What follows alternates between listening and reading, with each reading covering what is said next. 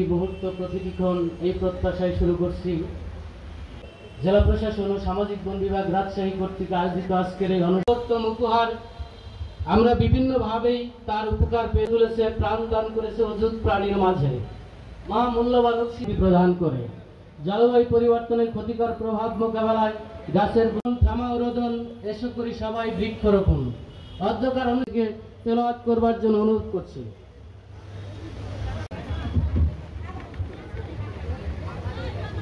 আয়োজনের জন্য আমি রাজশাহী বিভাগীয় বন কর্মকর্তা সহ অনুষ্ঠানের মাধ্যমে সবাইকে সচেতন করে যে বৃক্ষের প্রতি মানুষের যে আগ্রহ অথবা যে ভালোবাসা এগুলো কিন্তু দিতে পারছে। এখন কিন্তু আমাদের স্কুলের ছাত্রছাত্রীরাও তারা কিন্তু বৃক্ষ লাগাচ্ছে, গাছ লাগাচ্ছে।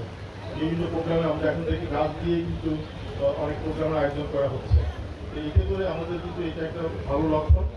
আপনারা যারা কেন লাগাতে হবে, নিজেদের বেঁচে থাকার জন্যই গাছ লাগাতে হবে। আমরা কি বেঁচে থাকতে চাই না সুস্থ সুন্দর ভাবে? তাহলে কি গাছ লাগাতে হবে না? আজকে বৃক্ষ মেলা না হলেও আপনি কি গাছ লাগাতেন না? লাগাতেন। আজকে বৃক্ষ মেলার উদ্দেশ্য হচ্ছে জাস্ট একটু স্মরণ করায় দেওয়া, একটা গ্যাদারিং, আপনাদের সাথে পরিচিত হওয়া, আপনাদের কিন্তু মনে করিয়ে দেওয়া যে এটা হচ্ছে গাছ লাগানোর সিজন, আমরা এখন গাছ লাগাবো। ভালো থাকবেন। আমি আমার জন্য স্যার একটু গাছের মুখ দেখা যাচ্ছে স্যার।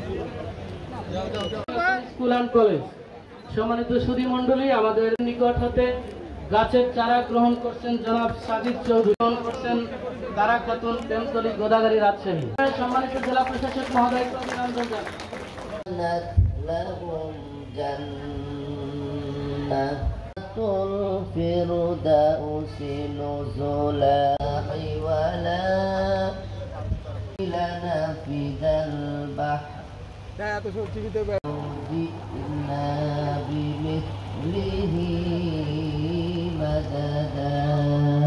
করবার জন্য সম্মানিত সুধীবৃন্দু, অনুষ্ঠানের এ পর্যায়ে